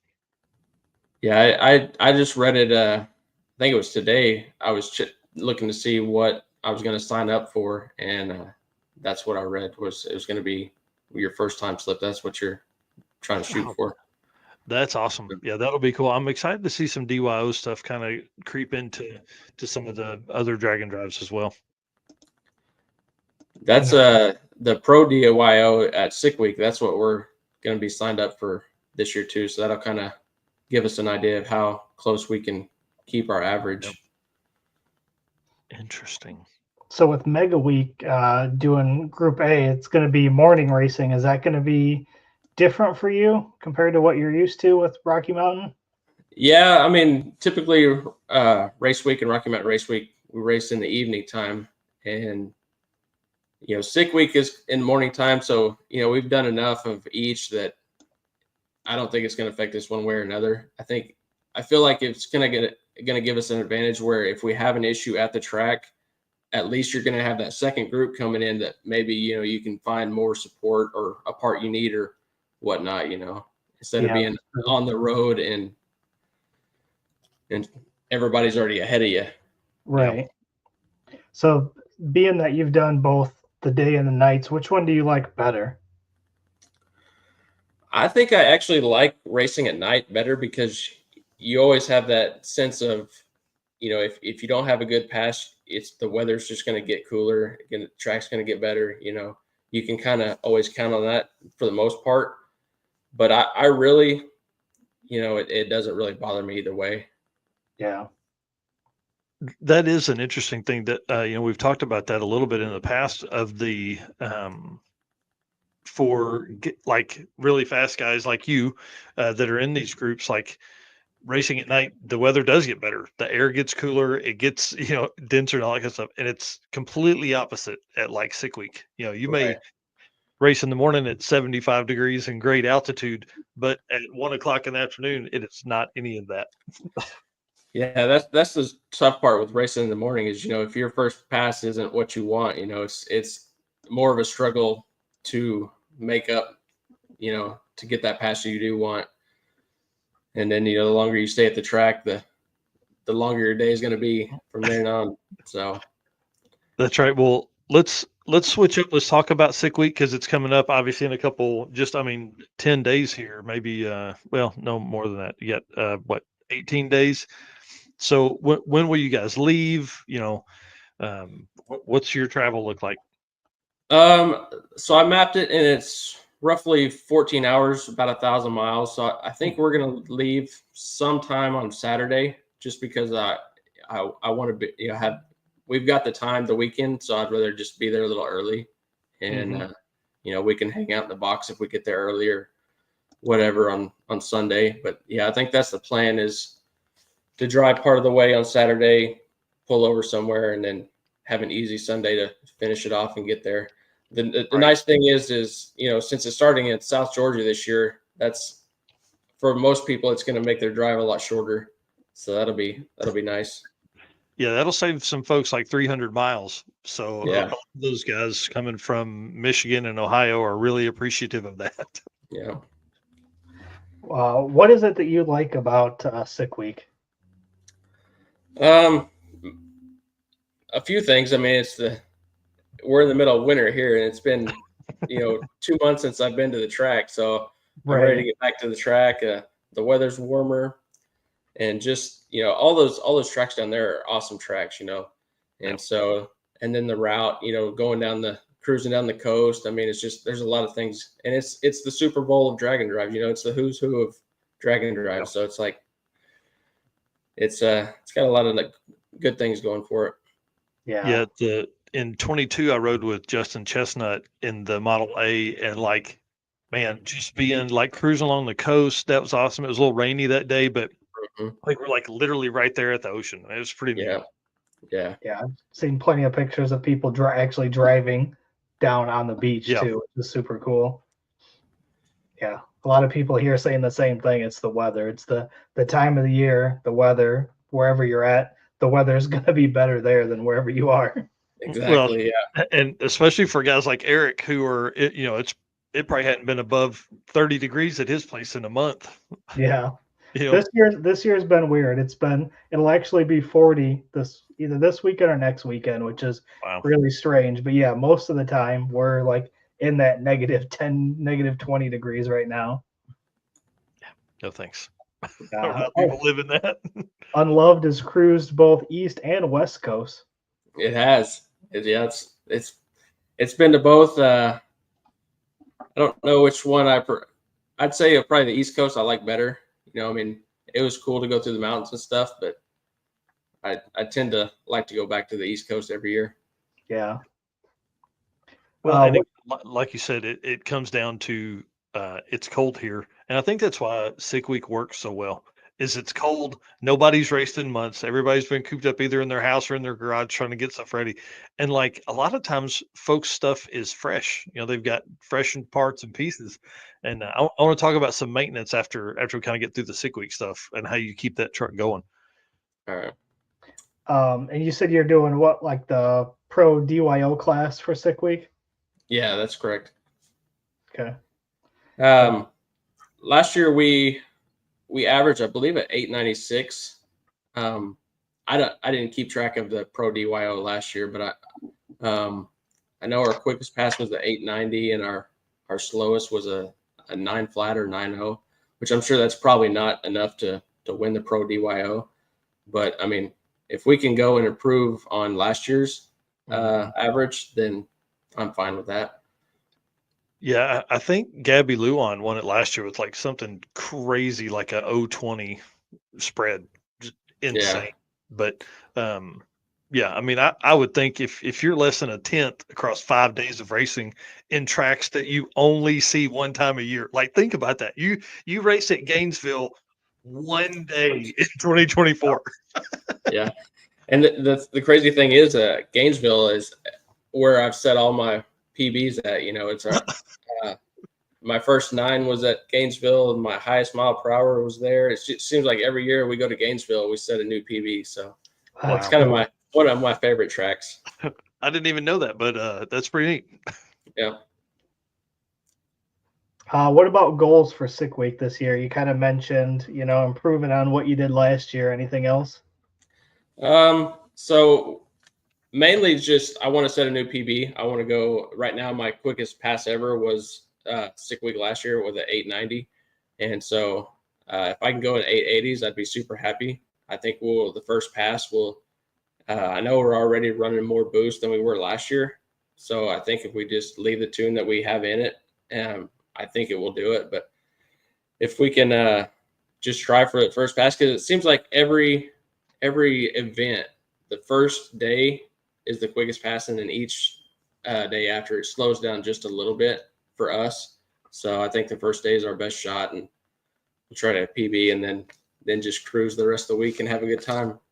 So that's the question. Do you use your PB as your base for your pro DYO? Like, because for folks that don't understand, like you're not so in index racing, you're looking for your closest index, obviously, to like 9.0, right? And your average is close to 9.0 for the week. But in pro DYO, if you run like an 895, you're trying to get as close to an 895 or 885 for the rest of the week. Well, that just shows you I've only been thinking about PBs and not trying to average the whole week. So I knew I liked you. Yeah. Like I said, my intent isn't try to win. So it's just run as fast as we can and take whatever it gives us. That's do it for the adventure. That's right. Yeah. That's awesome. Well, man, how many events do you have planned for 2025? Not as many this year. We're doing sick week, circuit, mega week, King of the Open Road.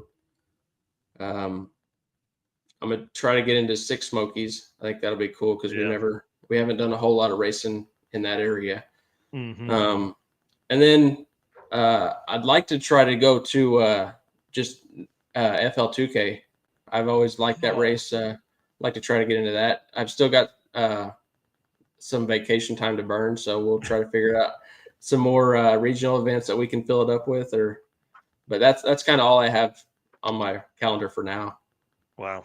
So I do want to talk about that for a second because you raced, was it King of the Open Road, and then drove home, and like the next week went back for Death Week. How did that work out?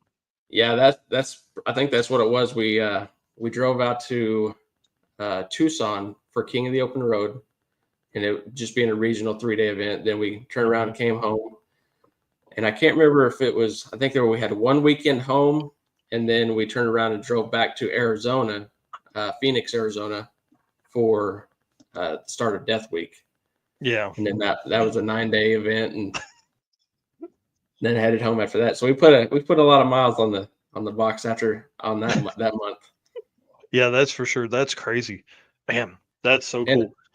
we had talked about trying to find a place to store the truck and trailer down there, and but while we were down there, we found some cracks in the hitch, and so some other things that we're like, we did to take this thing home and go over it and make sure it's good before Death Week's being such a long event. So we trailered it all the way out there and trailered it all the way back. Well, that's one thing you're not scared of doing. No. Another story that comes to mind is the Kearney back home. No, yeah, Kearney. Yeah. Great. Yeah. For Kearney. Rocky Mountain. Yeah. Tell that story, because that's a cool one too. So we went to Kearney for Rocky Mountain Race Week. I can't remember if it was 22 or 23. I think it was 23. And we had just put a brand new 480 transmission, said it was built for 1,500 horsepower, which my truck only makes 748 on the dyno. And so made one pass in the heat, and so we were happy with it, but we're like, well, it's going to cool off. Let's just wait and make one more pass, and when it cools off, and made that pass. When I did the 1-2 shift, it broke the input shaft, and see, so it didn't make enough power. That was the yeah. And I could have probably found another stock input shaft and put in it, but I didn't want to go. That was only the second pass. I didn't want to keep doing that. So yeah, we took the truck all the way home and ordered a hardened one and pulled the transmission out and waited for it to come in and put it in, and then drove back up to Kearney for the final day. And the cool thing is that Rocky Mountain Race Week they have an exhibition class where if you break your stuff during the week and you fix it, you can come back and enter the exhibition class. So that's what we did, and we won the exhibition class. So that was pretty cool. Right. That's one of my favorite stories, man, because I drove up that Friday, and like you guys had just gotten there, and I was like, wait, I thought y'all broke, and you're like, oh yeah, we went home and fixed it. Yeah. Man, it's crazy. Yeah. That's pretty wild. Well, let's talk about maintenance real quick as we kind of wind down here. Like, how do you keep that truck in that kind of shape to do, like this year we're looking at 5 or 6 events, several thousand street miles. Like, how do you keep that truck maintained? Thankfully, this truck is low maintenance. This is going on its 4th year. The engine has never been out. The heads have never been off of it. It's just worked. I changed the oil, every event, and that's about it. Like, Wow. I really who did the engine build on it? I did. It's just a stock bottom end 5.3. I bought the core for $300, gapped the rings, put a Texas Speed cam in it, and it's been living. And me, I'm pretty conservative on my changes. So, it's been the same truck the whole time. It's just, I've just slowly worked up to what it is now. It's just, wow. It really hasn't given us any problems. Yeah, Rodney here saying, you're talking about 748 horsepower, and how much does that truck weigh? So last race week, I think it was at Texas, I weighed it, and with me in it, it was 3,005 pounds. So wow, damn, that's awesome. It's truck's kind of we put more and more things in it, like carpet, just to fit some of the other classes that like the True Street type stuff and things like that. So it's slowly gained a few pounds, but it's still pretty light. Yeah, I mean that's a heck of a street truck too. 3,000 pounds with you in it, man. That's pretty awesome. Yeah. Well, any fresh or new pieces in the truck for before Sick Week? Yeah, we've got a couple of things. I bought a Motion Rakes Works operator shifter, and I'm gonna put it on air shift. I've always shifted the truck myself, and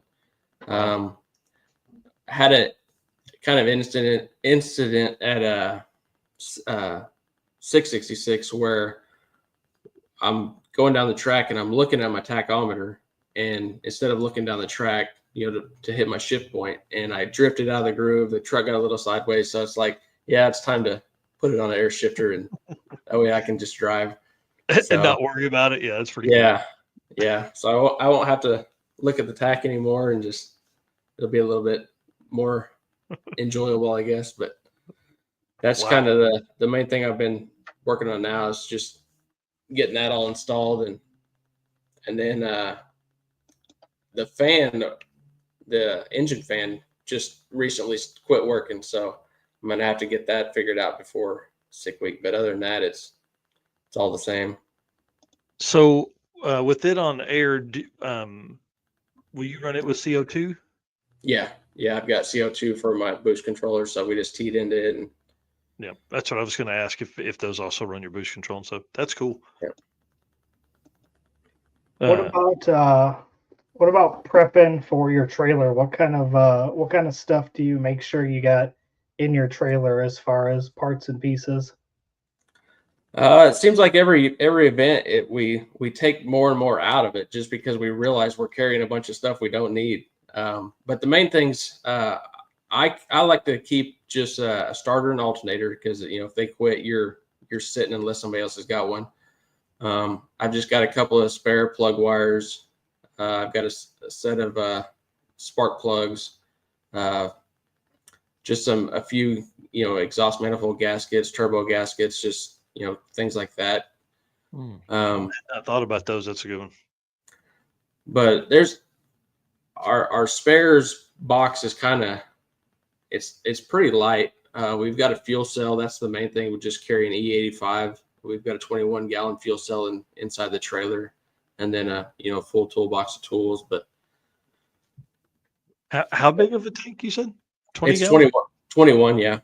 Damn, you can go anywhere, dude. Yeah. Well, even times we get pretty low on the E85, but it's worked out every time where we've never been without. So yeah, that's pretty interesting. So just pump E, or do you put good stuff in the truck to race? And then I've done both ways, and I really don't see a difference. So we just most of the time it's just pump E, just to save some money. Yeah, I don't blame you. Yeah. Interesting. Sorry, I feel like I'm over here making notes as we're talking. I don't know if we've said it in the past, but you guys can follow all the build and all the adventures that he has on Unlovable on Facebook. You've done a great job posting over there. I mean, I think that's why we awarded you one year with the Drag and Drive Ambassador Award, because you did so many. You built this whole Facebook page and truck and post over there all the time. It's been pretty awesome to see all that come about too. Well, thank you. Yeah, that's what when I built the new truck, that's the thing, is I had the unloved names, because it's more a lot of content about unloved, but it's just I didn't know whether to add it or just leave it off or start a new page, fresh. But I've just kept it. And yeah, I think it makes sense, and it already had a pretty good following, and it's growing all the time, dude. Yeah. Sorry, I'm pulling it up here real quick. Yeah, dude, 1,500 followers. Come on, all the cool photos. That's where I pulled all the photos that we were rolling through earlier. That's where I got a lot of those. Yeah. That is one of the biggest benefits to keeping that kind of stuff, is we almost use Facebook as like a photo server anymore to keep all the stuff that we are trying to find all the time. Well, what's some stuff we've missed, man? What haven't we talked about? I don't know. It's just one new thing that's big for me is I've never had a garage to work out of. It's always been out in the driveway on my back, in the heat, in the cold, whatever it was. And so now I've got a new house in Tulsa that I'm living in, and the week before sick week, they'll be coming out to build a 30 by 40 shop on my property. So that'll be you're not going to know what to do with yourself. I know. It's going to be love trucks. Yeah, maybe some other projects that will finally get built. Yeah, that's the struggle, man. Now you'll have so much more room for activities. Yeah, I've talked about my Chevelle before. I've had it since I was 14, and I'd love to take it on a drag and drive and actually have a little more room in the cab. And that'll be something different. Yeah, a back seat or an area that you can do something more with your elbow. Right? Yeah.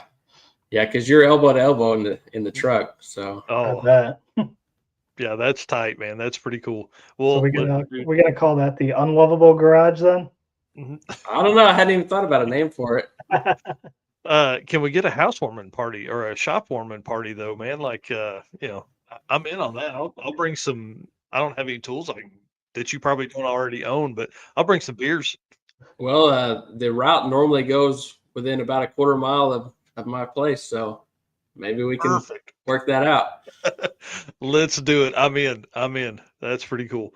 All right. Well, listen, dude. I want to say thanks for coming on tonight. I appreciate your knowledgeable and the trucks are super cool and all the stuff you do, man. I mean, just thinking about thousands of miles of driving that stuff this year is just something a lot of folks don't do if they have cool hot rods. They just don't drive 8,000 miles a year. But you're not Yeah. scared. No, I remember my first one, man. It was a pretty anxious moment, leaving the truck and trailer, and now it's like no big deal. It's like this. That's what even if we break down in the box truck going down there, it's like I know that we can just unload the truck and drive it the rest of the way to the event if we had to. So it's like Yeah. not a big Yeah. deal. Yeah, we're short on time. Offload the truck. Let's go. Yeah. 26 events. How many miles do you think you've put on? Obviously, the couple different trucks that you've raced. I know I'm just short of 20,000 on unloved. I want to say Unlovable has about 16,000 miles on it. Wow, Man, it's awesome. they're talking 36,000 miles between the two trucks, just Yeah. on drag and drives. That's super cool. Right? Yeah, Rodney here saying the Love Shack. There you go. I think that needs to be that. Listen, if we end up with a shop warming party, we'll come again. Yeah. Man, that's awesome. All right, sir. Well, again, I'll see you in a couple weeks, man. I'm excited. You bet. If you're cool with it, Dustyn's never afraid for me to put a camera in his face and talk about some of the stuff that he's got. If you guys want to watch some of the videos that we've put together at his truck, jump over on the YouTube channel. I think they mainly live there. And man, I just appreciate your openness, dude. It's pretty cool to hang out. Yeah, I appreciate you guys supporting me. So Yeah. thank you. I'm Absolutely. excited to see you in a couple weeks, and even though you're trying to run for PBs, man, good luck at with Pro DYO. Thank you. Appreciate it. All right, All man. right. Thanks. See ya. Dude, how fun, man. I'm telling you, Yeah. I really like that guy. He is, a big supporter of anything I've ever done. He's been a long time circuit racer. Before that, we had the streetcar shootout. He'd come to that stuff. I mean, he's been around a long time. We really appreciate that. He's at Tulsa Raceway Park a bunch too, which you guys know that's another home of mine. Yeah. Of stuff that I do there as well. And just the two trucks are cool, especially when you get to see them both together. Yeah, they I were mean, both on the circuit, and that was yeah. cool to see both of them. Well, and just that shot Chris Story took. I mean, Right. that's cool.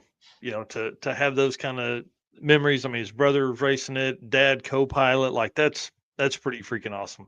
Yeah. So appreciate him coming on tonight. Again, we had a guest that was going to be here, and then luckily Dustyn is super cool and jumped on us. So I appreciate him. He's always ready to talk stories, and dude, he's got 26 events, man. It's crazy.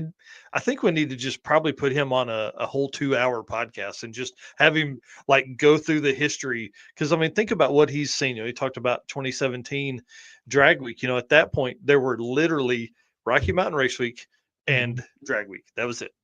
Yeah. I mean, there was one guy's garage, but that was it. Yeah. Crazy to me to think about all the cool stuff and cool people he's met over the years. That's one thing that's really neat about Drag and Drive is the race car friends and family you end up with here. But listen, we're going to start wrapping up here. The episode 95 is going to be another good one. We've got Derek Putnam on, the first guest on the show. He's going to be on talking about Sick Week 2025 and some Sick Week historical stuff. He's as big of a nerd as I am when it comes to stats and stuff. So we're really going to kind of lean into that. Him and I are already talking about plans and what to go over and what to cover and all the fun stuff that comes from nearly 1,000 people racing at Sick Week. And Sick Week 25 will be the fourth running of it, so we're gonna have a ton of cool content to leading into that. And then the man, Mr. Rovic, is gonna be on here. We're gonna talk Oldsmobile, big block Oldsmobiles on nitrous, running nines in 5,000-pound 60s Oldsmobile cars. Like, I don't know if it gets cooler than that. And we're going to talk about how many sets of tires Rovic has gone through. I'm making that note right now because that's the question.